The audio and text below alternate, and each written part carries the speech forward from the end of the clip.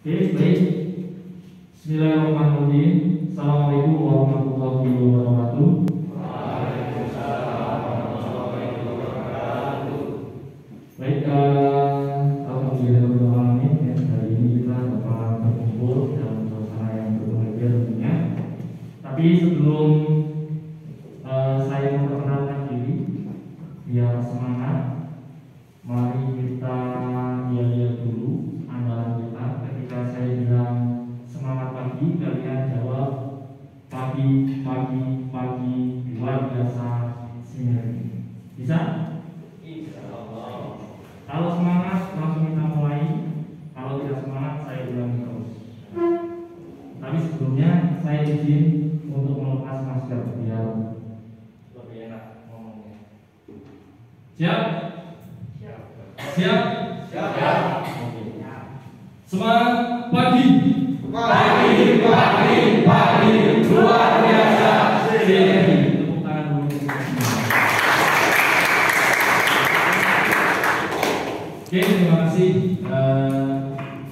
Di sini saya akan memperkenalkan diri saya sebelumnya ya. Nama saya Pak Listianto Runyedi. Kalian bisa biasa memanggil saya dengan sebutan Pak Lis begitu ya. Dan untuk hari ini saya akan mengadakan penyuluhan ataupun sosialisasi tentang pentingnya pendidikan anti korupsi dan dampaknya di kelas 11 TBSM atau teknik bisnis dan sepeda motor. Nah, adapun tujuannya tentunya agar kalian dapat memberikan andil ya sebagai generasi muda untuk membantu pemberantasan korupsi dari dini. Jadi kalian dari masyarakat kecil seperti keluarga kalian membiasakan berbuat jujur, kemudian atau integritasnya harus tinggi.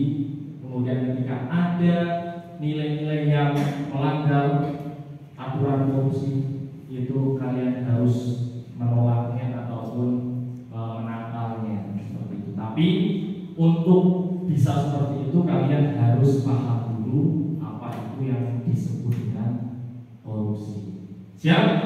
Siap. Oke.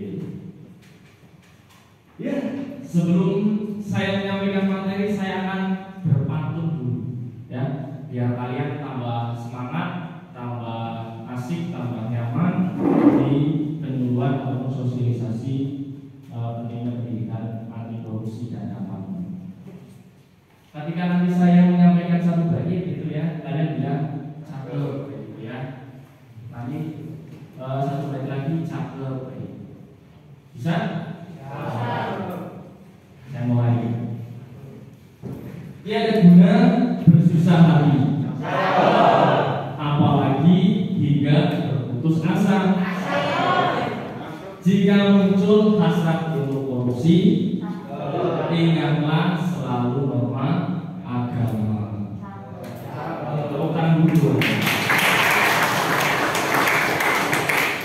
Satu lagi, jika masalah hidupmu terasa berat, ceritakan kepadamu agar tersampaikan.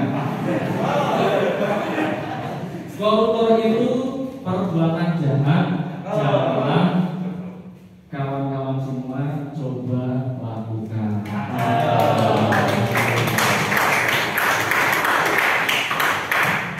Kira-kira dari pantun ini ada pesan apa? Ada yang tahu? Apa? Ada pesan untuk menolak yang namanya korupsi. Ya, korupsi. Oke, saya lanjutkan. Nah, latar belakang kenapa saya melakukan sosialisasi pendidikan anti korupsi. 21 tahun setelah reformasi pada tahun 1998 tercipta pemerintahan yang bersih tanpa KKN. KKN itu apa? Korupsi, kolusi dan nepotisme. Nepotisme. belum dapat terrealisasikan dengan baik. Jadi belum ada realisasi yang baik terhadap bersihnya negara kita dari AKM, dari korupsi. Nah, alih-alih memberantas korupsi, namun tidak pidana korupsi justru dilakukan para penyelenggara negara. Penyelenggara negara itu ada siapa? Presiden korupsi. Kemudian ada DPR, MPR ataupun sejenisnya, gitu ya. Itu oknum, ya, itu oknum. Anggota legislatif itu ya, tadi saya sampaikan anggota legislatif, ada DPR, kemudian pihak-pihak lain yang tidak bertanggung jawab.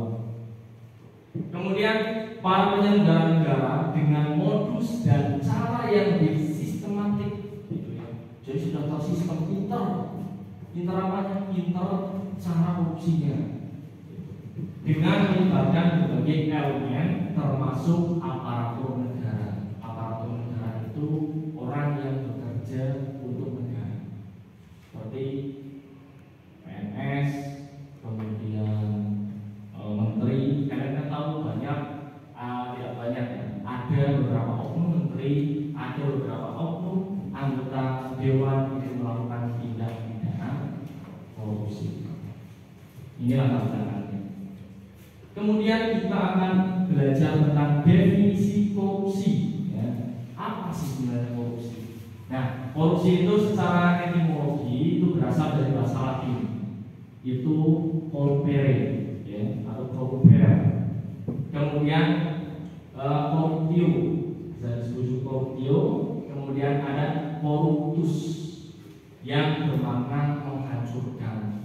Oh, berarti secara etimologis itu arti korupsi itu menghancurkan? Ya, sangat menghancurkan. Bahaya Pak, sangat bahaya. Kemudian secara terminologi, korupsi artinya menerima uang sogok, ya, bukan uang disogok-sogok, tapi memberikan uang untuk menyogok orang lain agar orang lain itu bisa menerima tujuan kita yang tidak benar. Ya, kemudian menyelewengkan uang atau barang milik perusahaan atau negara. Jadi uang negara, uang perusahaan itu diselewengkan untuk diri sendiri ataupun kelompoknya ataupun keluarganya, itu untuk kepentingannya dengan menggunakan jabatan untuk kepentingan pribadi. Jabatan itu apa? Jabatan itu ya kekuasaan. Saya misalkan sebagai kepala sekolah melakukan tindak pidana korupsi uang sekolah, saya tilep untuk saya sendiri, itu keliru, itu tidak boleh. Harus saling mengawasi, semua elemen itu harus mengawasi. Kalau ada yang tahu, laporkan. Seperti itu.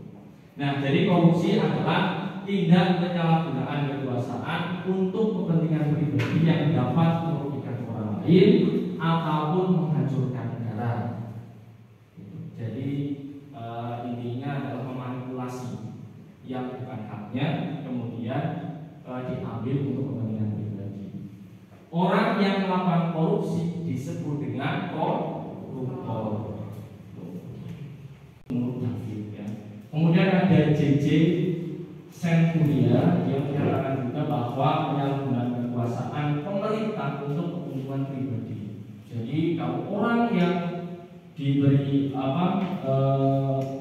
wewenang untuk menjadi pemerintah, pemilik kekuasaan, kemudian dia menyalahgunakannya, itu juga disebut dengan korupsi. Jadi semua orang yang melakukan penyelewengan menggunakan kekuasaannya.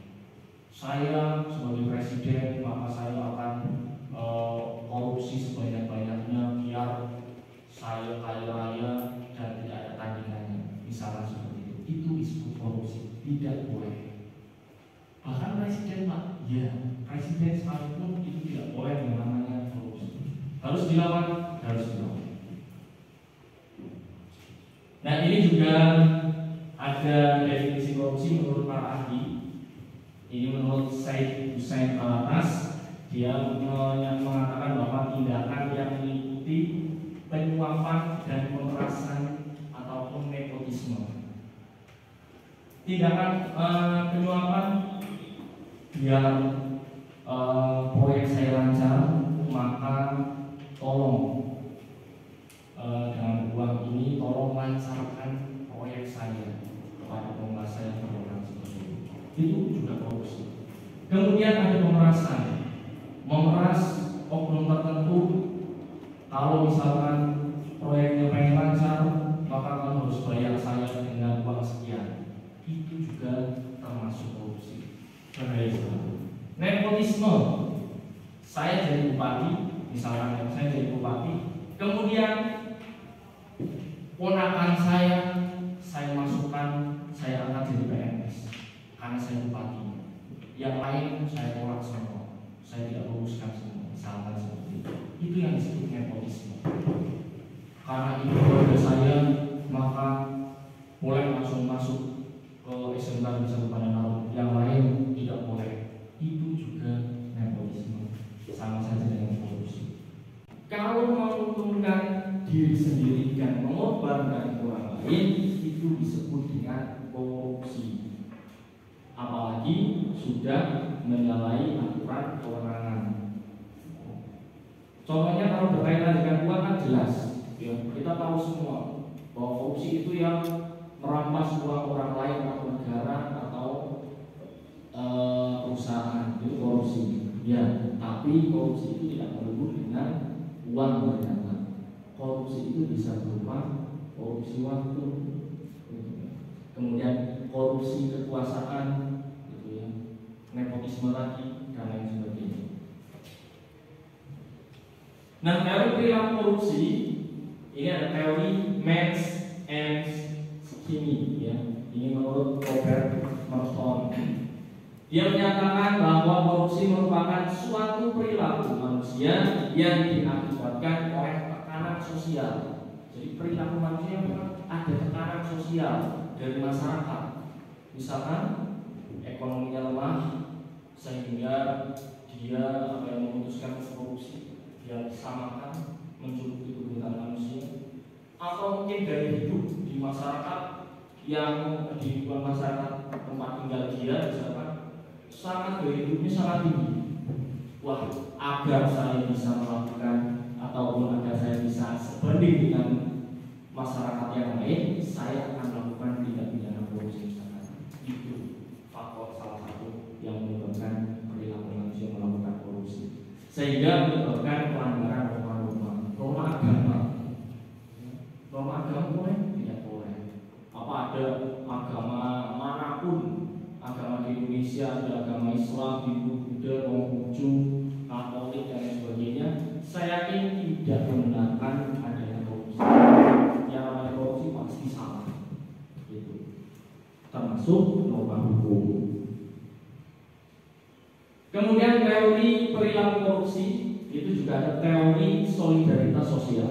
Jadi teori lain yang menyebabkan terjadinya korupsi adalah teori solidaritas sosial yang digunakan oleh Emile Durkheim pada tahun 1858 sampai 1917. Teori ini memandang bahwa watak manusia sebenarnya bersifat pasif.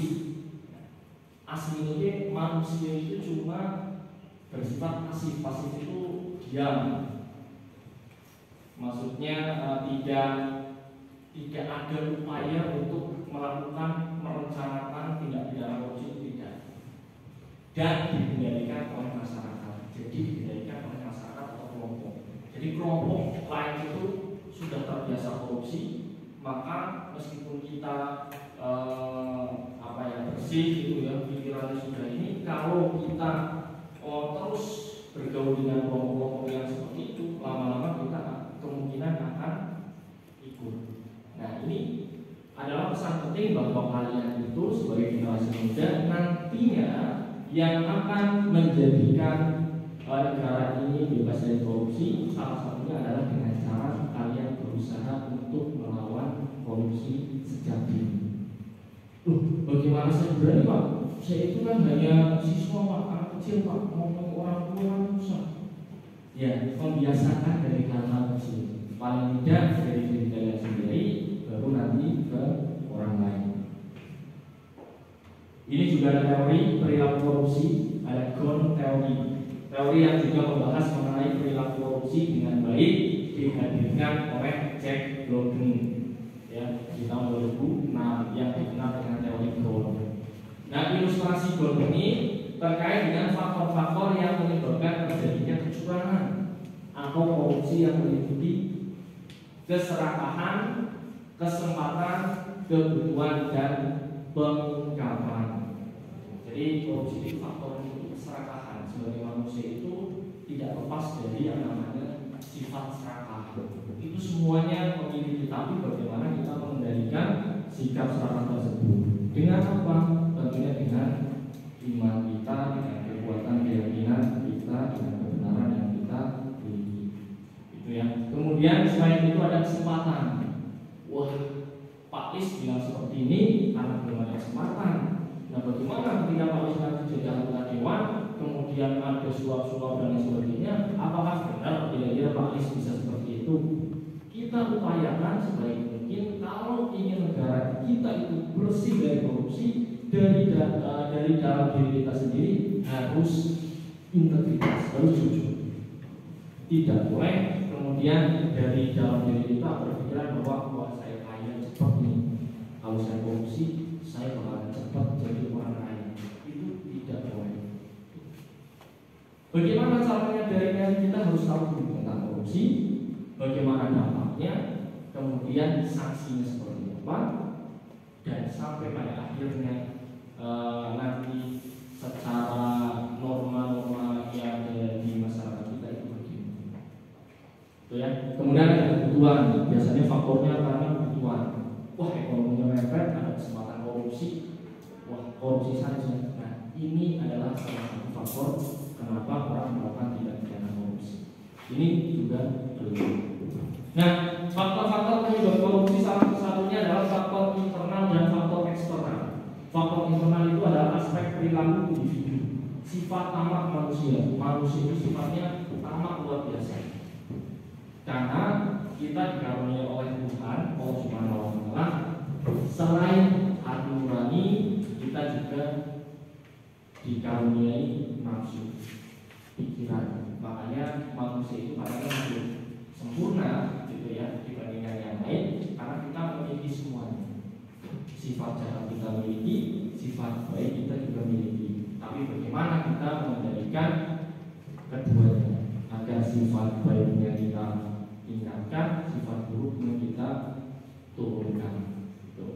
Kemudian moral yang kurang kuat menghadapi godaan. Ketika godaan korupsi, waduh, bukan saya kalau melihat uang itu langsung hijau semua. Nah, kalau sudah seperti itu, wah itu akan mudah sekali goyah terhadap godaan. Itu jangan sampai. Kemudian gaya hidup konsumtif, suka gula-gula, suka membeli barang-barang branded, kemudian suka bergaul dengan orang-orang yang ikhlas, juga tidak mau atau malas bekerja, pengennya yang praktis-praktis, pengen cepat kaya. Nah, ini juga faktornya kenapa orang melakukan tindak pidana korupsi. Kemudian aspek sosial yang tadi saya sampaikan, bahwa karena dari masyarakat, kemudian desakan dari kelompoknya, korupsi. Nah, kalian harus tahu hal ini agar ketika kalian nanti di dunia kerja ataupun di lingkungan masyarakat kalian itu ada kondisi yang seperti itu, bahwa ada desakan ayo ambil uangnya, ayo manipulasi uangnya dan sebagainya, kalian harus berani menolak. Kemudian faktor eksternal, ini ada aspek sikap masyarakat terhadap korupsi. Nah, sikap masyarakat, kalau misalkan masyarakat sudah terbiasa bahwa korupsi itu lumrah, bahwa korupsi itu wajar, ini akan menimbulkan terjadinya korupsi yang masif. Kalau sudah terbiasa, orang-orang menganggap itu biasa, ya sudah korupsi itu ya wajar-wajar aja. Nah, itu bahaya. Kemudian aspek ekonomi lemah itu cenderung akan melakukan tindak pidana korupsi. Aspek politik jelas, ada money politik, coblos saya kasih uang 100.000, terus masyarakat ternyata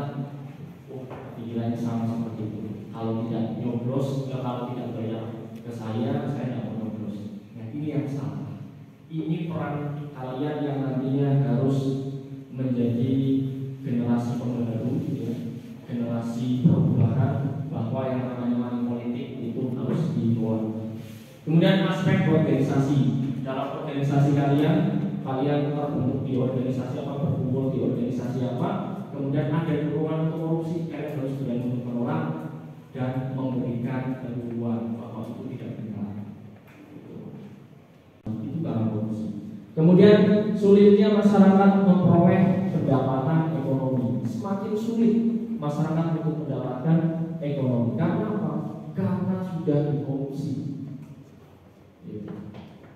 Kalau korupsi masif dari atas sampai bawah, dari anggaran yang tadinya sangat besar sampai turun ke masyarakat, itu nanti akan habis.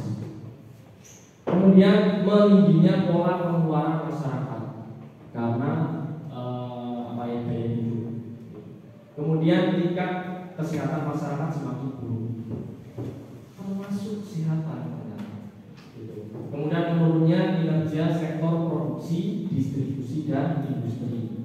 Jelas ya, kalau dalam sektor bisnis usaha itu ya, distribusinya sudah dikorupsi gitu ya. Kemudian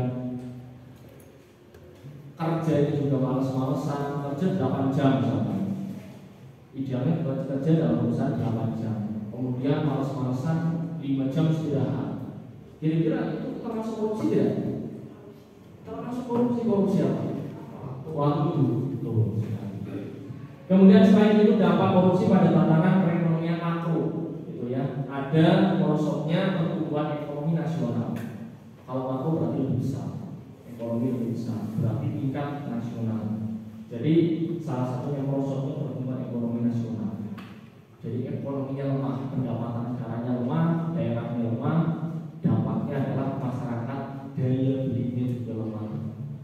Kemudian semakin tinggi tingkat inflasi. Inflasi. Jadi keuangan negara terhadap kebutuhan itu tidak seimbang. Kebutuhannya banyak, uangnya sedikit, akhirnya jadi apa-apa serba mahal. Kemudian semakin rendahnya kinerja investasi nasional. Investor nasional itu juga akan semakin rendah. Nilai tukar mata uang rupiah merosot terhadap dolar biasanya, ya, jadi atau rupiah. Kemudian semakin rendahnya kinerja perbankan nasional. Ini dampak dari korupsi. Nah, salah satu contohnya adalah ini. Ini adalah dampak real yang namanya tindak pidana korupsi oleh pemerintahan ataupun pihak swasta. Jadi yang miskin semakin miskin, yang kaya tambah kaya. Kira-kira masalah atau tidak? Masalah. Itu membuat gap ataupun perbandingan antara si miskin dan si kaya itu semakin jauh. Berarti untuk mewujudkan kesejahteraan kemakmuran negara Indonesia itu akan semakin sulit. Apa ya Pak? Ya, makanya jauhilah yang namanya tindak pidana korupsi. Kemudian hambatan penanganan korupsi, ya, tugas kita adalah melakukan penolakan terhadap korupsi, kemudian memberikan pemahaman kepada orang lain bahwa korupsi itu adalah hal yang salah, hal yang berbahaya, dampaknya sangat luas terhadap semua bidang. Nah, hambatannya apa? Kita sebagai generasi muda atau kalian sebagai generasi muda untuk memberantas korupsi, salah satunya adalah hambatan struktural.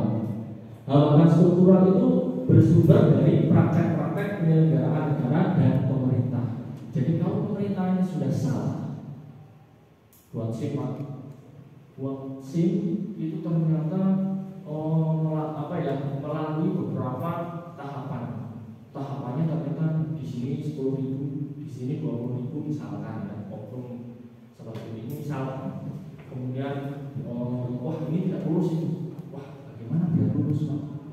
Ya harusnya biasa jual-jualan gitu misalkan.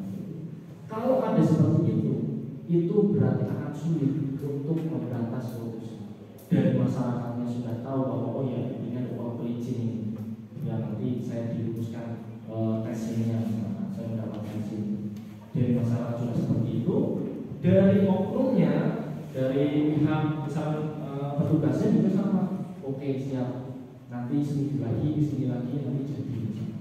Nah ini juga hal yang menyebabkan sulitnya untuk memberikan pemahaman kepada korupsi atau memberantas korupsi. Kemudian hambatan kultural, gitu ya, bersumber dari kebiasaan negatif yang berkembang di masyarakat. Salah satunya adalah money politik tadi. Kalian pasti sudah pernah tahu ya bahwa ketika ada pencoblosan, entah itu kepala desa, entah itu DPR, presiden, ataupun bupati, gitu ya. Ketika ada pemilihan, pasti masyarakat kita mengatakan bahwa kalau tidak ada yang bayar ke saya, maka saya tidak akan coblos. Pernah dengar seperti itu tidak? Pernah. Kalau udah ada bayarannya saya tidak mau. Wah, bisikan nyawa karena begitu. Nah, kalau orang-orang sudah berpikiran seperti itu, masyarakat seperti itu, dan menganggap bahwa itu adalah lumrah, wajar, ini bahaya. Kita akan semakin sulit. Jadi ada kultur, ada kebiasaan yang menganggap bahwa korupsi itu, penyuapan itu adalah wajar. Ini bahaya. Ini sangat sulit. Nah, ini tugas kita semua, tugas kalian ke depan. Kalau kalian sudah umur 17 tahun ke atas, diberikan hak pilih, untuk berpolitik, nyoblos, berarti ketika ada orang yang datang ke rumah kalian memberikan uang dengan tujuan agar kalian milih orang tersebut, kalian harus siap untuk menolaknya. Jangan senang. Jangan harap ketika kalian menerima uang tersebut, kalian berharap bahwa orang ini kalau jadi nanti akan jujur, tidak korupsi. Itu mustahil, karena dia sudah melakukan korupsi di awal dia mencalonkan. Saya yakin ketika dia jadi, dia akan melawan tindak korupsi. Tapi rata-rata di negara kita ketika orang tidak ataupun calon DPR ataupun bupati atau kepala desa tidak modal uang, kira-kira jadi atau tidak? Bisa seperti itu. Hal yang salah tapi tetap dilakukan dan dibenarkan oleh masyarakat. Ini juga salah satu hambatan. Kemudian hambatan instrumental itu bersumber dari kurangnya instrumen pendukung dalam bentuk peraturan perundang-undangan. Jadi aturannya kurang tegas. Kira-kira bagaimana biar koruptor itu jelas? Ada yang punya usul masukan terhadap negara Indonesia agar korupsi di Indonesia itu tidak ada yang berani. Hukuman mati. Kira-kira bagaimana kalau korupsi hukuman mati? Di Cina juga dilakukan seperti itu. Ternyata masih ada korupsi. Kalau kalian tahu pejabat Cina itu ternyata menimbun berkilo-kilo, mungkin berton-ton emas hasil korupsi di negaranya. Akhirnya ditemukan di sekitar negara. Nah, bagaimana kita di Indonesia? Di Indonesia itu negara yang sangat mempertimbangkan semua kebijakan. Jadi ketika korupsi dihukum mati, alasannya itu adalah pelanggaran hak asasi manusia dan seterusnya. Jadi seakan-akan dipersulit. Akhirnya di Indonesia masih cukup masif untuk yang namanya tindak pidana korupsi oleh pejabat-pejabat yang tidak bertanggung jawab. Kemudian ada hambatan manajemen. Ini bersumber dari diabaikannya prinsip-prinsip manajemen yang baik. Jadi prosedurnya manajemennya itu kalau kita kerja itu SOP-nya itu seperti ini. Kemudian kita langsung saja harusnya tahapannya seperti ini, dia langsung puncak ke sana. Itu juga termasuk kesulitan untuk memberantas korupsi. Tidak, sebenarnya yang wajib itu adalah kita semua. Dan kita harus saling mengingatkan. Kalau itu salah, ya kita jangan lakukan, ataupun orang lain jangan lakukan. Kita harus saling mengingatkan. Saya nggak berani pak, tapi dikira saya sok-sokan pak. Nah, kalau misalkan kalian takut, mulai kapan?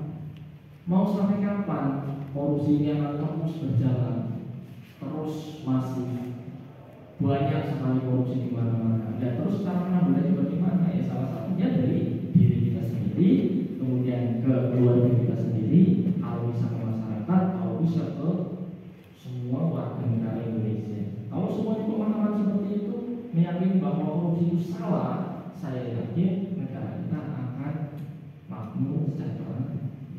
Bayangkan saja, keuangan kita sangat banyak, pendapatan negara kita sangat banyak. Ketika itu real untuk kepentingan negara, kepentingan rakyat, saya yakin itu akan mampu meningkatkan kesejahteraan Indonesia. Kemudian ini ya, sikap mental yang tidak pernah merasa cukup. Nah ini, yang namanya manusia kan seperti itu Pak. Jadi pikirannya itu uang, sudah punya motor, pengen mobil, sudah punya mobil, pengen pesawat, pengen ke terbang ke bulan misalnya. Kan seperti itu, sudah bulan pengen ke luar angkasa planet mana seperti itu. Nah, bagaimana kita mengendalikan itu sebenarnya? Kalau kita bisa mengendalikan itu, mengendalikan keinginan kita, gitu ya. Kita hidup sederhana. Bukan berarti kita tidak usah kerja, kita bekerja dengan sesuai aturan, menghindari adanya korupsi, tidak pidana korupsi, itu yang disebut dengan bisa mengendalikan diri. Kemudian exposes ya, ini berkaitan dengan hukuman pada pelaku korupsi. Biasanya hukumannya terlalu rendah Pak, masa ia miliaran dihukum cuma 12 tahun. Jangan salah ya. Orang yang korupsi itu uangnya disita negara, diminta lagi. Misalnya terbukti 5 miliar, uang tersebut harus dikembalikan, kemudian ada denda dan hukuman. Jadi tidak enak sebenarnya korupsi. Karena secara aturan itu sanksinya adalah cukup berat. Bagaimana Pak ketika orang yang korupsi dimiskinkan saja, hartanya itu disita semua, baik harta pribadi maupun hasil korupsi. Indonesia berani seperti itu. Karena yang membuat aturan itu DPR, jadi sulit ya. DPR ini berani atau tidak? Ya kita tunggu saja berani atau tidak. Kalau kalian DPR yang nanti saya dimiskinkan yang namanya korupsi. Mudah-mudahan saya ngomong seperti ini juga ketika saya mendapatkan mendapatkan kesempatan untuk jadi penguasa, misalnya anggota dewan di depannya atau kalian, mudah-mudahan saya tetap istiqomah gitu ya, tetap meyakini kebenaran bahwa korupsi itu adalah salah. Saya tidak mau, mudah-mudahan kita harus saling mengerti. Kemudian pemberantasan korupsi, ya pemberantasan korupsi itu pemberantasan korupsi terdiri dari penindakan dan pencegahan. Pencegahannya bagaimana? Nah, dengan cara sosialisasi. Penindakannya bagaimana? Dengan aturan hukum. Ketika ada yang melakukan korupsi, apa penindakannya? Dihukum penjara, kemudian denda, kemudian uang hasil korupsinya disita. Bagaimana kalau misalnya uang korupsinya itu ternyata sudah habis, sudah buat koin-koin? Nah kan dia punya mungkin ada harta pribadi, yaitu untuk menggantikan uang negara, belum dendanya dan hukumannya. Bagaimana kalau tidak punya harta, tambah hukumannya? Tidak enak, korupsi itu tidak enak. Masa depannya susah, beban moral, sosial kepada masyarakat, tidak dipercaya, repot.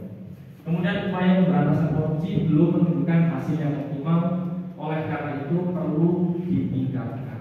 Nah, pemberantasan korupsi belum menunjukkan hasil yang maksimal dari hukumannya maupun dari pencegahannya. Makanya ini adalah tugas kita semua. Yang namanya korupsi harus diberantas. Kalian punya tanggung jawab besar. Tidak hanya saya, kalian pun sama. Karena kalian generasi milenial, generasi penerus, generasi pembaru. Dari kalianlah nanti negara ini akan estafetkan. Apa Yusuf marah malis? Ya, nanti kalian akan diposisikan di berbagai bidang. Ada yang di pekerjaannya di bidang kalian saat ini, seperti teknik bisnis dan sepeda motor.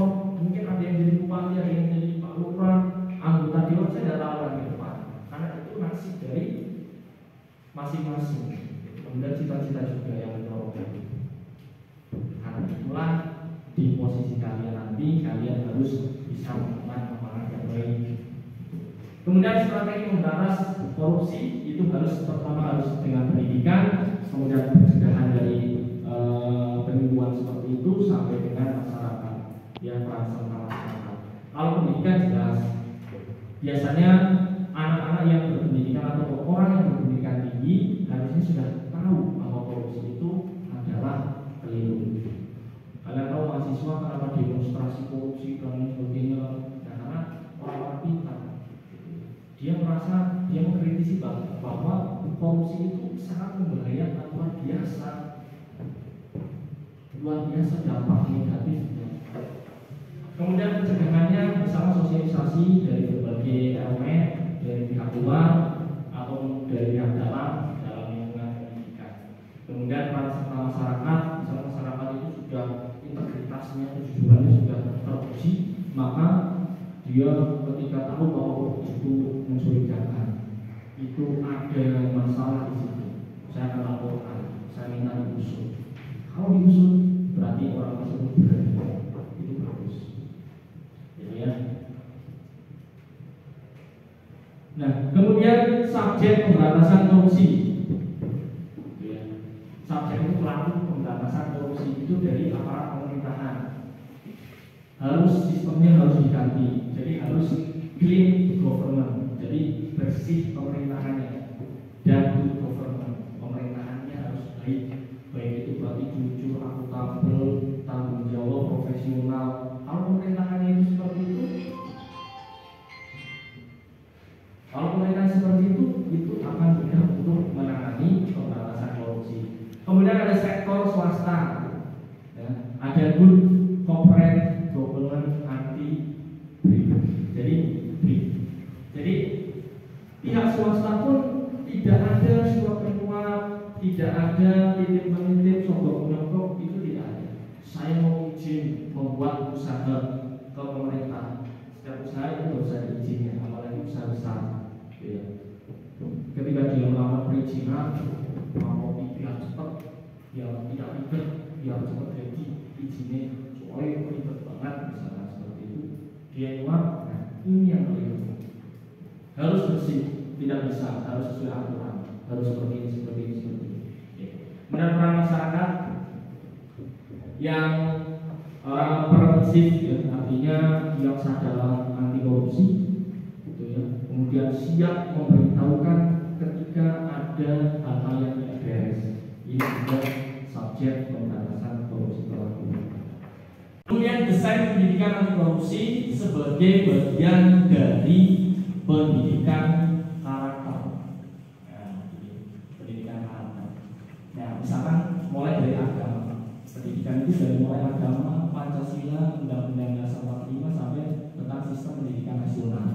Dari situ sebenarnya. Agama saya yakin tidak membenarkan adanya korupsi, malah justru lawan korupsi. Agama pasti membenarkan seperti itu. Kemudian kalau pendidikan, psikologi, nilai, sosial budaya juga harus memiliki integritas, kejujuran, membiasakan. Kemudian pengalaman terbaik seperti best practice dan praktik nyata. Nah, ini proses pembudayaan dan pemberdayaan. Jadi orang biar paham dan sadar bahwa korupsi itu salah dan siap menjadi lawan orang-orang yang melakukan korupsi, itu harus ada intervensi dan pembiasaan. Intervensi itu misalkan seperti ini. Harus ada sosialisasi yang terus-menerus, harus ada belajar tentang pendidikan anti korupsi dari dini. Selain itu harus membiasakan. Jadi terbiasa dari hal-hal kecil seperti datang terlambat tepat waktu, kemudian jujur, tidak berbelit-belit, tidak ngapusi di mana-mana. Orang tua ngapusi ke teman, ngapusi sekolahan, ngapusi. Nah itu malah hal yang sederhana kecil seperti itu nanti dampaknya akan besar, membuat kita pikirannya lemah ketika kita dapat godaan korupsi. Ini berbeda. Nah, ketika seperti itu nanti dari satuan pendidikan sudah sadar korupsi, keluarga sadar korupsi, masyarakat sadar korupsi, nanti perilaku berkarakter, perilaku anti korupsi akan berbeda. Nah, pentingnya pendidikan anti korupsi, peran serta mahasiswa atau siswa. Kalau di kampus itu mahasiswa, kalau di sekolah itu peran siswa dalam upaya pemberantasan korupsi akan maksimal jika siswa atau mahasiswa memahami pengetahuan tentang korupsi dan upaya pemberantasannya. Ini yang kalian harus tahu, dan kalian harus bisa untuk melawan korupsi. Harus paham dulu apa itu korupsi, bagaimana dampaknya, itu harus paham. Kemudian menerapkan nilai-nilai anti korupsi dalam diri itu penting. Nilai-nilainya harus integritas, akuntabilitas, jujur, tanggung jawab, profesional. Nah, ini dapat dicapai melalui pendidikan. Nah, ada pendekatan hukum dalam pendekatan yang dipakai untuk pendidikan anti korupsi. Ada pendekatan bisnis, ada pendekatan pasar. Pendekatan hukum itu adalah penanganan hukum, aturan hukum, aparat hukum. Jadi ketika kalian dalam situasi di sekolah, itu ada aturan sekolah. Berangkatnya jam berapa, pulangnya jam berapa, istirahatnya jam berapa, kemudian harus bagaimana di sekolah, sikap ke guru bagaimana, itu adalah aturan. Nah, ini pendekatan hukum. Kalau kalian bisa menyesuaikan itu, bisa menaati itu akan mudah kalian untuk mengendalikan diri sendiri untuk melawan korupsi. Bahkan tidak hanya untuk diri sendiri, untuk orang lain atau masyarakat, kalian pasti bisa.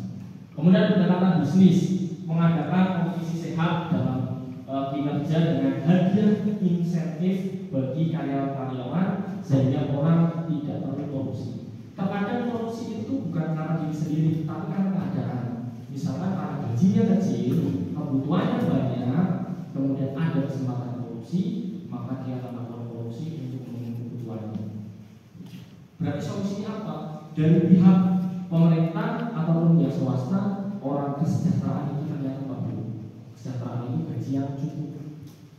Jadi kalau kita punya usaha membayar karyawan sedikit aja lah, kita punya banyak. Hati-hati, jangan-jangan dikasih gaji sedikit seperti itu, bukannya itu malah orang atau karyawan kita malah korupsi.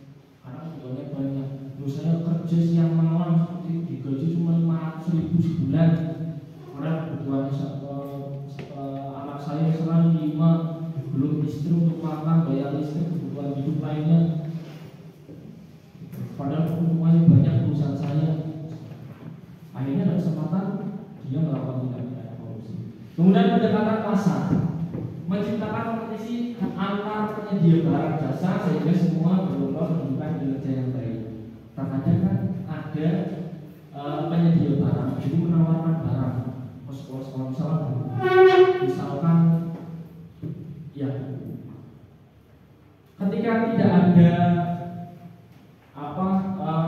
kinerja yang baik dari penyedia barang tersebut, misalkan, akhirnya udah ini nanti yang di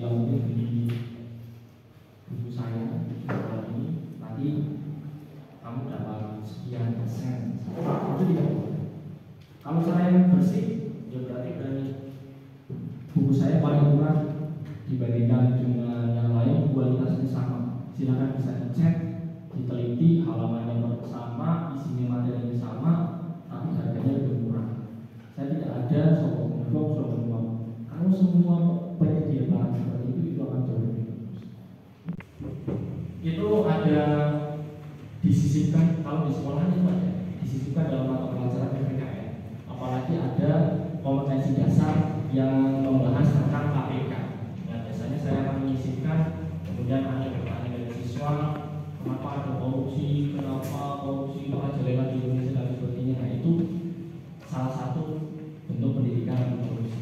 Nah, biasanya ada yang wajib, ada yang pilihan. Pilihannya contohnya seperti apa? Penyuluhan seperti ini, bisa dari pihak lain, bisa dari pihak dalam seperti itu. Kemudian yang lain itu seminar, kuliah umum, mengikuti seminar, kegiatan pelatihan pendidikan korupsi, kemudian pelatihan kursus, kemudian kampanye. Kampanye itu bukan kampanye partai politik yang pawai berbeda itu bukan. Kampanye mengkampanyekan bahwa korupsi itu salah, kita harus melawan korupsi. Itu itu bisa melalui tulisan-tulisan di media sosial. Kalian kan bisa buat tulisan, kemudian gambarnya, kemudian ada animasinya atau apa dengan aplikasi yang canggih sekarang, kemudian diupload di media sosial kalian masing-masing dengan tagar misalkan anti korupsi, ayo lawan korupsi. Kemudian tujuan membangun karakter anti korupsi bagi mahasiswa atau siswa, mencegah orang lain untuk tidak korupsi atau tidak korupsi, melakukan tidak korupsi. Kemudian mencegah diri sendiri untuk tidak korupsi sampai mampu mengenali dan memahami korupsi. Itu tujuan membangun karakter anti korupsi. Nilainya apa saja? Itu ada ini jujur artinya tidak berbohong maknanya. Kemudian ada kepedulian, kemandirian, disiplinan, tanggung jawab, kerja keras, kemudian kesederhanaan, keberanian dan keadilan. Apa makna dari itu semua? Jujur itu selalu berbicara dan berbuat sesuai dengan fakta, konsisten. Fakta tapi konsisten, terus menerus. Jangan sekarang A, nanti B, terus nanti lagi C. Pelan itu konsisten. Kemudian tidak melakukan perbuatan curang, ya, tidak melakukan perbuatan curang, tidak berbohong dan tidak mengakui milik orang lain sebagai miliknya. Ini bukan saya, malah aku padahal memang bukan dia. Nah, hal-hal milik seperti itu tidak boleh dilakukan. Kemudian disiplin itu berkomitmen untuk selalu berperilaku konsisten dengan berpegang teguh pada aturan yang ada dalam semua kegiatan. Aturannya apa? Berangkat sekolah itu jam 7:30 paling tidak sampai sekolahan. Walian kemudian harus sampai sekolah, pelajaran papis, nanti dimaklumi, yang harus saya kelas, mana bocor, buli. Itu tidak diperkenankannya. Harus disiplin berangkat jam 8, paling tidak jam 7 sudah sampai sekolah. Kemudian tanggung jawab, selalu menyelesaikan pekerjaan atau tugas secara tuntas dengan hasil terbaik. Paling tidak tuntas. Tugas-tugasnya praktis, mata pelajaran PPKN itu paling tidak sudah selesai semua tugasnya. Gitu. Jadi jangan sampai ada tugas yang belum selesai, ini juga tanggung jawab. Itu bagian dari tanggung jawab kalian. Kemudian kerja keras, selalu berupaya untuk menuntaskan suatu pekerjaan dengan hasil yang terbaik. Kemudian terhindar dari perilaku instan. Contohnya apa? Contohnya nyontek. Nyontek itu instan tanpa belajar tapi bisa dilakukan. Ya, itu perbuatan korupsi Pak. Ya, kalau anti korupsi berarti harus melawan itu. Saya anti nyontek Pak. Meskipun nilai saya 0, saya itu tidak nyontek. Ya bukan berarti seperti itu ya. Bangga dengan nilai 0 akan tidak korupsi, karena tidak belajar itu sama saja. Harus seperti apa? Ya belajar dengan maksimal, kemudian kerjakan dengan jujur soalnya tanpa harus nyontek, meskipun apapun hasilnya karena kalian sudah berusaha, itu luar biasa. Kemudian sederhana, selalu berpenampilan apa adanya, tidak berlebihan, tidak pamer dan tidak ria. Wah, dia keren, pensil celana pensil repeat tak cukurapan, ya gakse atau labih itu juga tidak usah seperti itu. Kalau kita apa adanya malah justru semakin keren gitu ya. Sederhana itu malah justru semakin hal yang sederhana itu semakin bagus. Kemudian mandiri, selalu menuntaskan pekerjaan tanpa mengadakan bantuan dari orang lain. Tugas, kemudian saya tidak perlu pinjam tugas teman saya maupun seperti itu. Kemudian mana terus kemarin, nah itu bukan seperti itu ya. Yang mandiri itu berarti harus mengerjakan dengan kemampuan diri sendiri tanpa menggunakan orang lain. Kemudian tidak menyuruh-nyuruh dan menggunakan kewenangan untuk menyuruh orang lain untuk sesuatu yang mampu dikerjakan sendiri. Itu jangan pakai tulisan, nah itu tidak boleh. Yang namanya mandiri berarti apapun harus dilakukan sendiri. Berarti apapun Pak.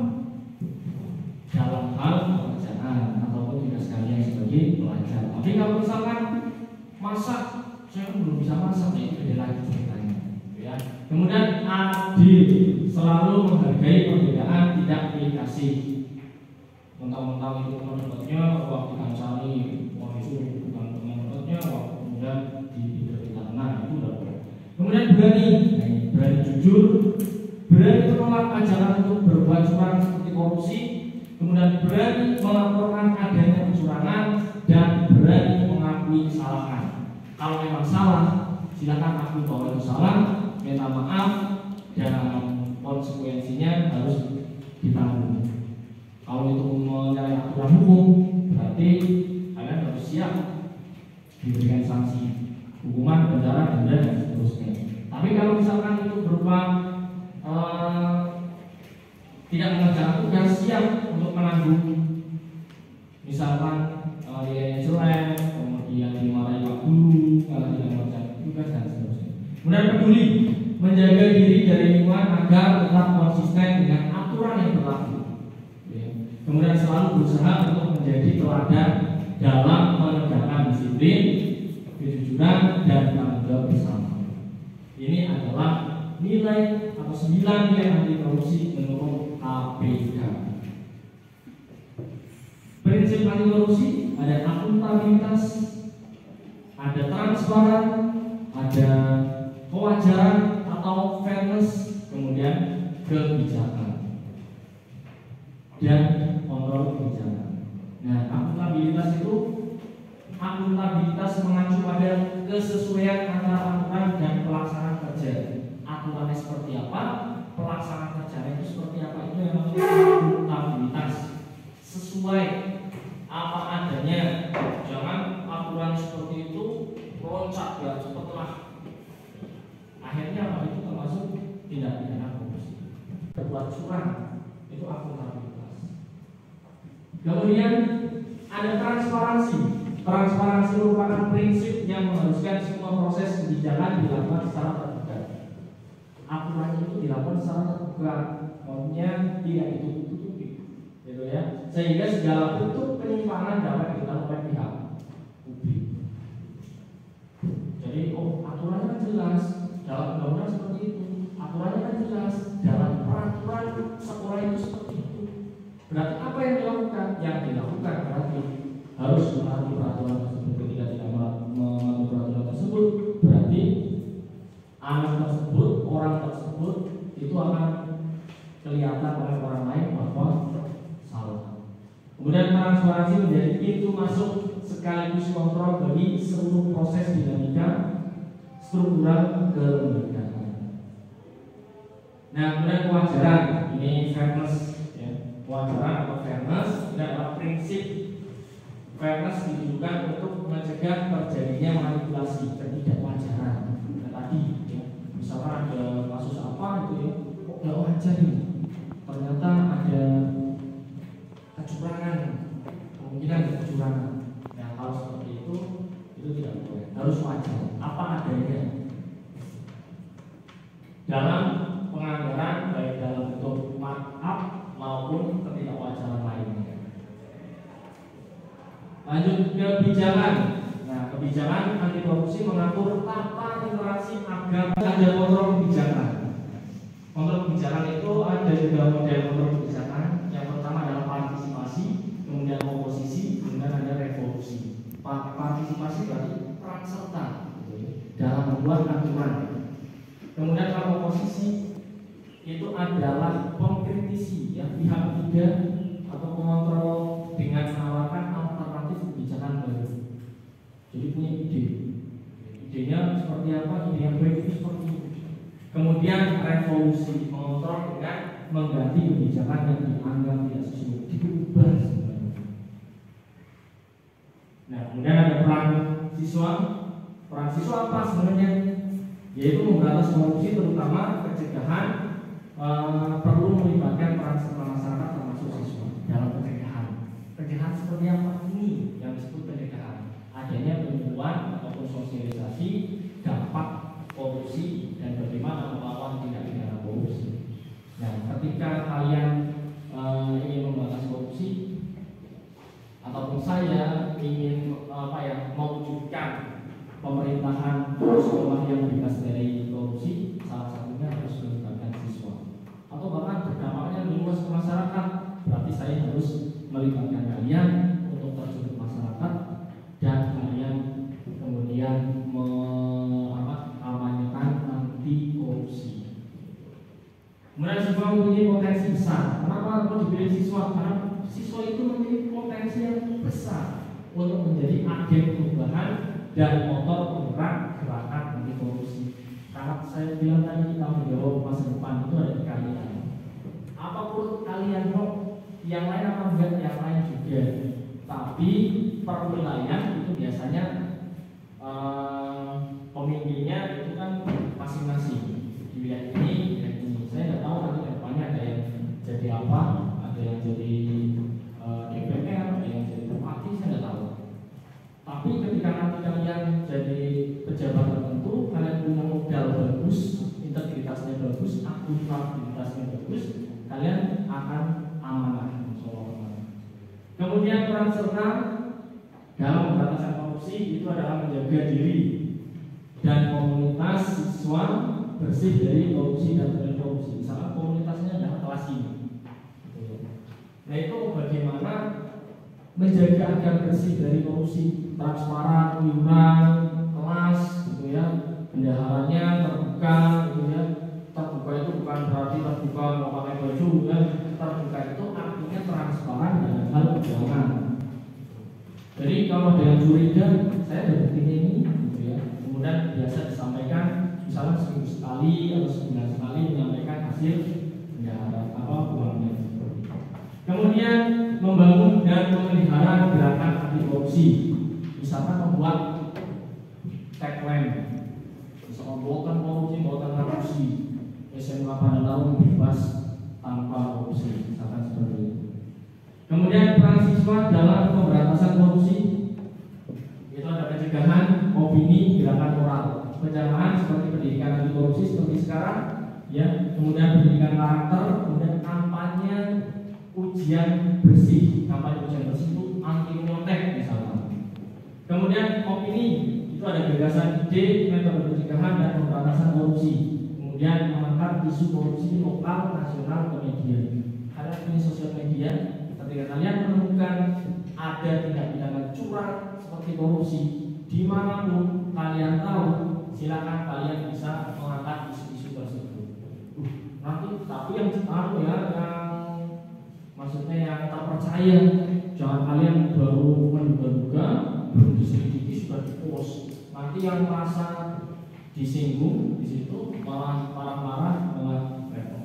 Kemudian gerakan moral seperti pressure group, ya. Kemudian kampanye anti korupsi.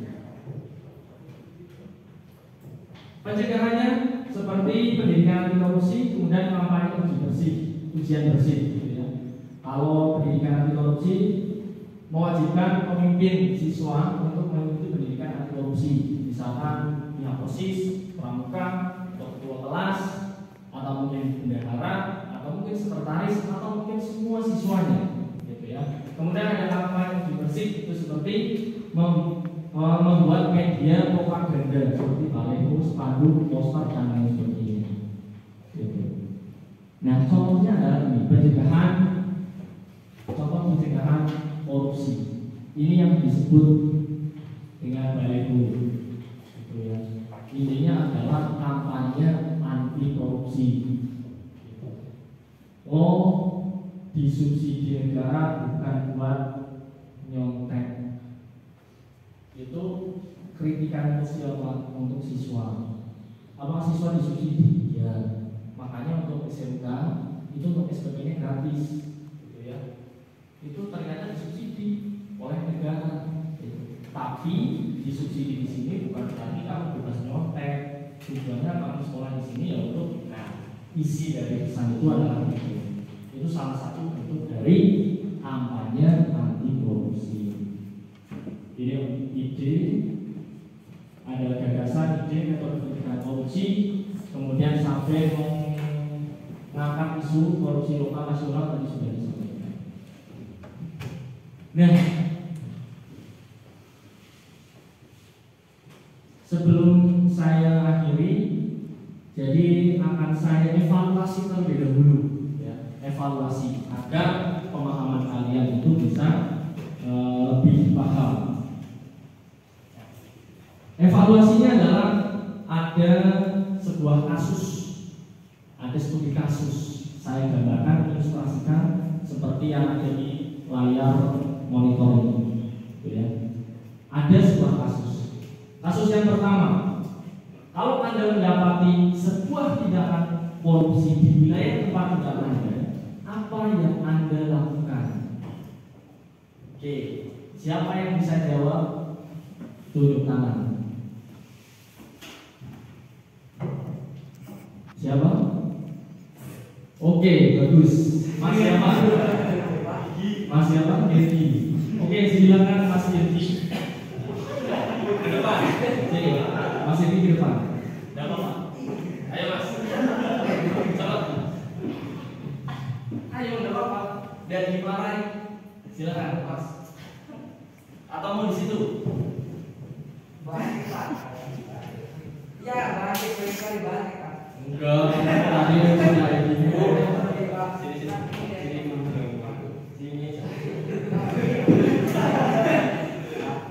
Nah, kita sambut ini.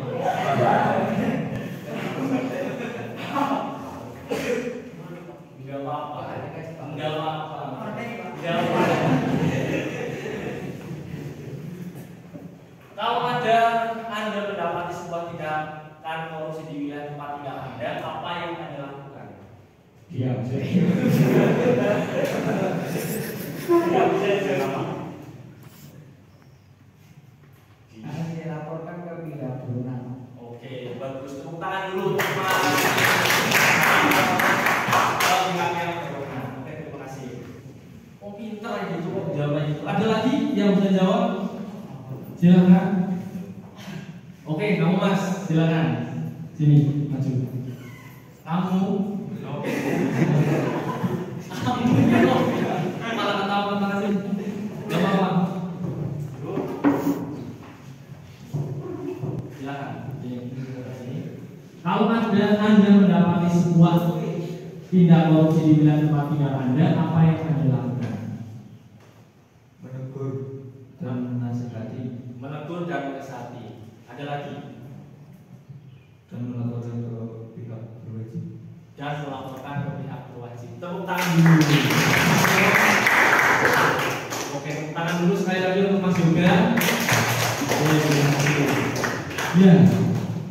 Kalau ada Anda mendapati sebuah tindakan korupsi di wilayah tempat tinggal Anda harus berani menasihati, memberitahukannya.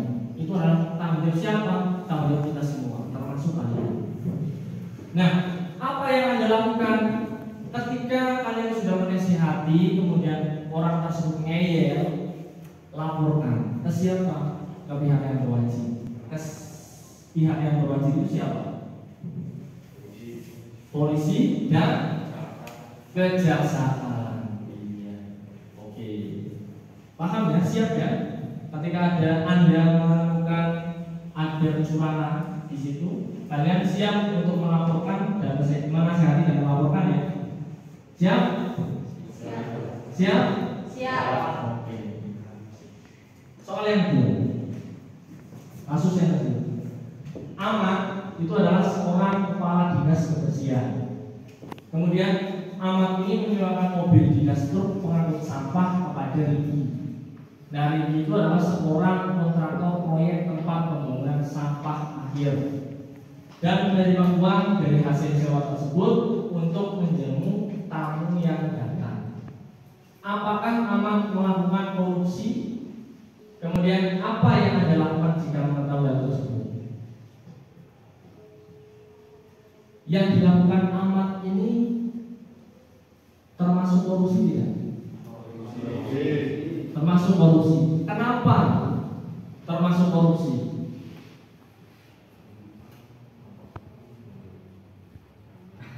Nah, ini senyum-senyum kayaknya bisa jawab. Oke, ya, kamu sini. Gak apa-apa. Ayo, gak apa-apa. Bisa. Nggak ada yang berani. Yang cewek gimana? Berani? Enggak. Ada yang berani? Menurut kamu gimana Mas? Mas siapa? Iya Pak. Gimana? Amat ini melakukan tindakan korupsi atau tidak? Korupsi, kenapa?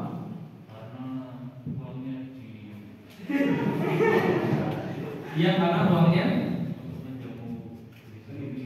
Iya untuk menjamu. Oh, ini juga pintar nih juga. Untuk menjamu diri sendiri atau untuk kepentingan pribadi. Harusnya kalau menyewakan untuk siapa? Untuk dinas. Bukan untuk bos ya. Bos nanti juga nanti tidak pidana korupsi. Oke, tepuk tangan dulu untuk Mas siapa? Yoga. Dan Mas apa ini? Ferdian, Eva. Ini juga jawabannya bagus gitu ya. Berarti iya. Kenapa melakukan tindak pidana korupsi? Karena sebagai kepala dinas dia menyewakan truknya, harusnya si kepala dinas ini ketika mendapatkan uang sewa tersebut dia harus melaporkan dan diserahkan ke pihak dinas, bukan untuk kepentingan pribadi. Kenapa di sini salah? Karena dia menggunakan uang sewa tersebut untuk menjamu tamunya. Harusnya untuk menjamu tamu pakai uang pribadi. Kemudian apa yang dilakukan? Kalau kalian mengetahui hal tersebut, melaporkan ke siapa? Ke pihak yang berwenang. Siapa? Polisian dan kejaksaan. Oke, bagus kita analisisnya. Kemudian yang ketiga, melalui kepala desa, pemerintah memberikan bantuan beras raskin, ya, beras untuk warga miskin pada 3 dusun yang telah ditentukan di desa tersebut. Kemudian, tetapi pada saat bantuan beras datang, Pak Kades, kepala desa, tidak menyalurkan pada 3 dusun tersebut, tetapi memberikan pada dusun lain tempat tinggal sanak keluarganya. Apakah kepala desa melakukan korupsi? Korupsi. Kenapa? Karena melakukan korupsi. Oke, silakan Mbak Antik. Iya, silakan. Coba dijelaskan. Di depan bawah sini. Ya, lihat kamera. Nomor 3, menurut saya kepala desa itu melakukan tindakan korupsi atau yang disebut tindakan nepotisme karena terlalu mementingkan keluarganya, nggak mementingkan semuanya. Karena itu termasuk perilaku yang tidak adil. Karena itu selalu berpihak pada diri sendiri, bukan orang lain. Oke, bagus. Jawabannya tepat sekali, ya, bahwa kepala desa ini melakukan tindak pidana korupsi, lebih tepatnya nepotisme. Kenapa nepotisme? Karena mementingkan keluarganya atau dusun yang ada sanak saudaranya kepala desa atau kades lagi, gitu. Jadi betul. Kemudian satu lagi, bagaimana tindakan yang dilakukan? Ya, lagi-lagi melapor, gitu ya. Harus berani melapor. Berani melaporkan siapa? Ya tidak pihak yang berwajib siapa? Polisian atau yang berwenang, kejaksaan. Nah, sekarang yang keempat. Suami Ibu X, seorang pegawai negeri, sering sekali mengirimkan uang ke rekening tabungannya dalam jumlah besar yang dia tahu bukan gaji suaminya. Jadi istri itu tahu bahwa itu bukan gaji suaminya karena tumben banget ya transfer uang sebanyak itu. Sang suami mengatakan bahwa uang ini hasil sampingan menjadi brok rumah, jadi calo lah ya, menjadi calo. Namun Ibu X sendiri tidak pernah melihat suaminya menawarkan properti, tapi si ibu ini tidak pernah melihat suaminya itu akhirnya tidak pernah menawarkan properti rumah dan lain sebagainya. Gitu ya. Kemudian Ibu X suami Ibu X mendorong Ibu X membelanjakannya.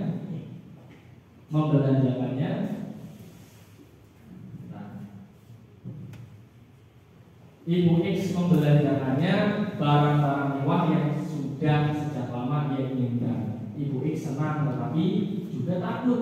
Perbuatannya termasuk pencucian uang. Apakah perbuatan Ibu X dan suaminya termasuk tindak pidana pencucian uang? Iya. Alasannya apa? Suaminya, bukan istrinya, karena istrinya kan nggak tahu. Ya, bagus, ini berani juga. Ada lagi yang mau berpendapat? Tadi menurut Mbak Antik itu suaminya melakukan pencucian uang. Kalau istrinya kan tidak tahu uang tersebut itu hasil dari apa gitu. Jawabannya apa? Betul, itu adalah tindak pidana korupsi ataupun pencucian uang. Karena pencucian uang itu sama saja tindak pidana korupsi. Kemudian salah siapa? Dua-duanya bisa salah. Yang pertama suaminya jelas, ya, suaminya jelas bersalah karena apa? Dia menggunakan uang hasil korupsinya untuk menafkahi istrinya atau memberikan ke istrinya. Hasil korupsi itu korupsi.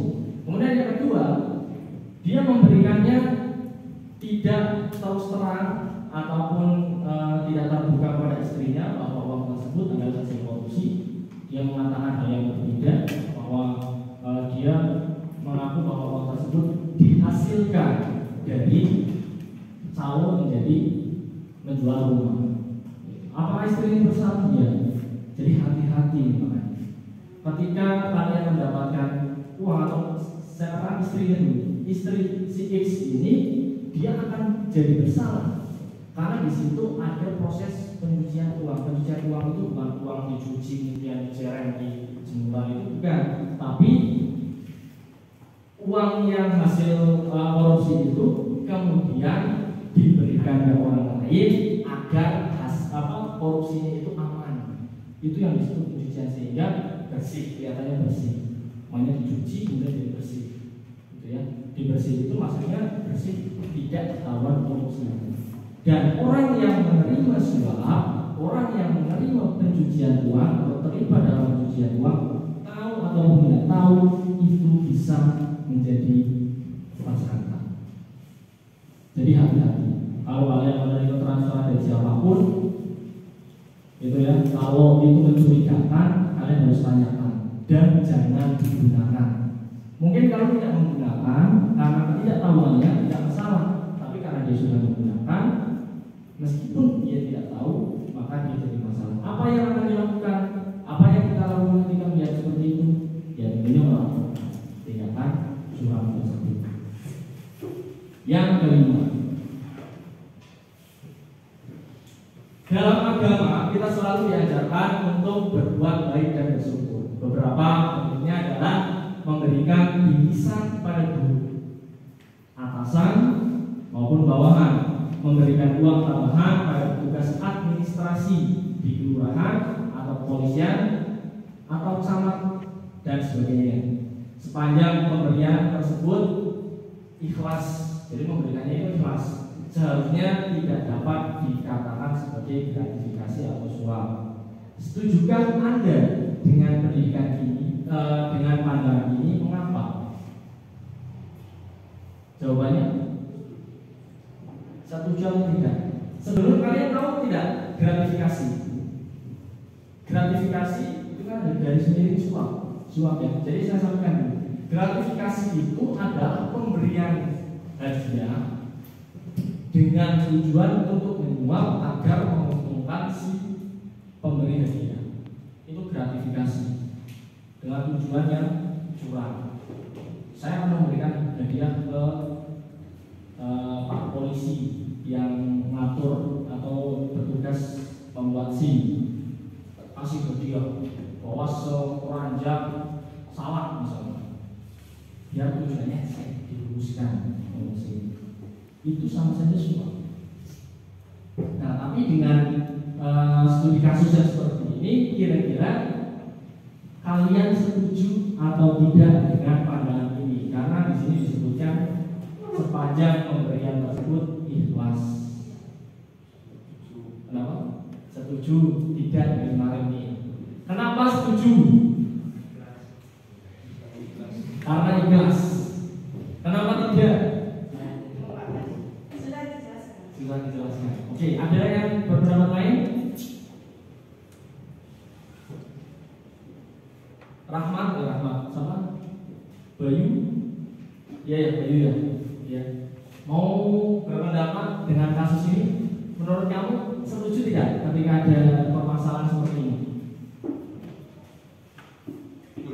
Setuju. Kenapa? Karena ikhlas. Dalam kondisi seperti ini tidak dibenarkan namanya suap menyuap meskipun ikhlas, tidak berharap apa-apa. Kalau itu dimaknai sebagai gratifikasi atau suap, pemberian hadiah, itu sangat dilarang, itu termasuk sama saja dengan korupsi. Ini betul ya. Dan yang ini juga keberaniannya bagus, sudah berani menjawab, itu luar biasa. Karena yang paling pertama itu adalah berani untuk menjawab, berani maju, itu keren, bagus. Ya, jadi intinya yang namanya gratifikasi itu tidak dibenarkan. Pemberian hadiah meskipun ikhlas itu tidak dibenarkan. Contohnya Pak Presiden Jokowi pernah dalam suatu konser yang diselenggarakan oleh siapa itu saya lupa, dia diberikan hadiah gitar oleh musisi luar negeri yang jadi apa yang Pak Jokowi itu ngefans. Dia dikasih sebagai presiden, dia dikasih gitar, wah gitar keren, pokoknya seneng banget. Tapi apa yang dilakukan Pak Jokowi? Dia kembalikan. Takutnya apa? Itu disebut jadi gratifikasi atau suap. Meskipun ikhlas, tapi itu tidak boleh. Loh, berarti tidak boleh Pak kita melakukan pemberian hadiah orang lain? Boleh, selagi itu di luar dari jabatannya sebagai presiden ataupun pejabat lain. Kalau kalian memberikan hadiah kepada Pak Lurah, itu juga tidak boleh. Tapi kalau kalian memberikan hadiah kepada Pak Lurah karena kalian memang saudaranya, itu sangat boleh. Kalau bukan saudaranya, boleh selagi tidak ada tujuan untuk hal tertentu. Hadiahnya ternyata satu dus isinya durian, belah mana jeruknya durian, isinya durian. Wah, ini juga termasuk tidak dengan korupsi. Oke, dari sini ada yang mau ditanyakan? Tidak? Jelas? Jelas? Kalau jelas, maka selanjutnya akan saya tutup dengan pantun kembali. Nanti bilang cakap lagi ya. Pergi ke sekolah untuk menimba ilmu. Ilmu akhirat dan ilmu dunia. Jangan nodai cantik tampan wajahmu dengan menjadi koruptor musuh agama.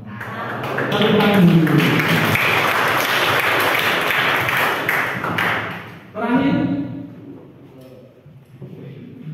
sebelum saya ya, saya akan memberikan kesimpulan dalam penyuluhan ini atau sosialisasi ini, bahwa yang namanya korupsi itu tidak boleh dilakukan oleh siapapun, tidak dibenarkan oleh agama manapun, dan tidak diperbolehkan di negara manapun oleh siapapun.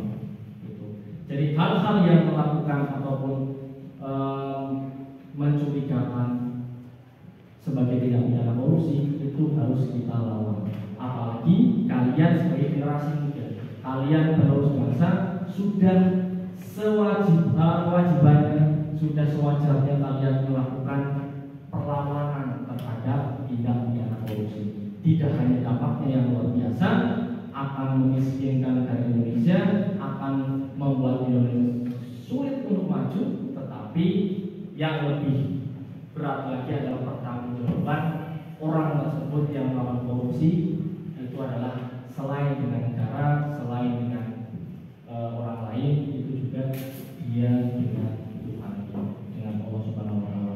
Saya pesan kalian ketika terjun di masyarakat, di keluarga kalian, tolong saya nitip kalian untuk menjadi generasi anti korupsi.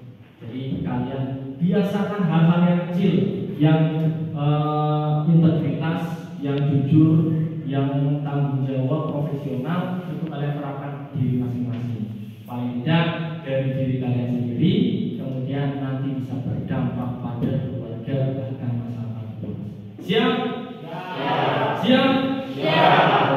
Kalau siap, terima kasih sekali untuk kesempatan yang luar biasa ini, yang mulia ini. Mudah-mudahan ini bermanfaat untuk kita semua dan khususnya kalian bisa bertanggung jawab atas integritas yang kalian miliki sekarang. Keyakinan bahwa korupsi itu salah harus ditegakkan. Silakan kalian buat tulisan-tulisan di sosial media kalian masing-masing untuk mengkampanyekan anti korupsi atau tindak pidana korupsi.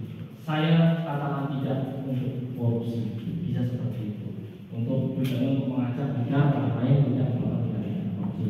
Terakhir, sebelum saya tutup, kita melakukan diam-diam dulu.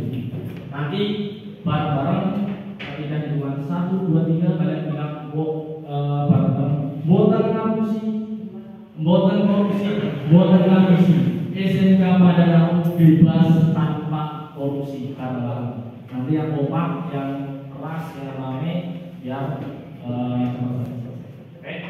1, 2, 3. Boten korupsi, boten korupsi.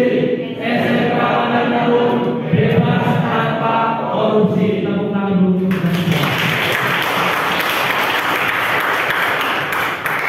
Oke, terima kasih atas kesempatannya untuk kelas 11 TPSM.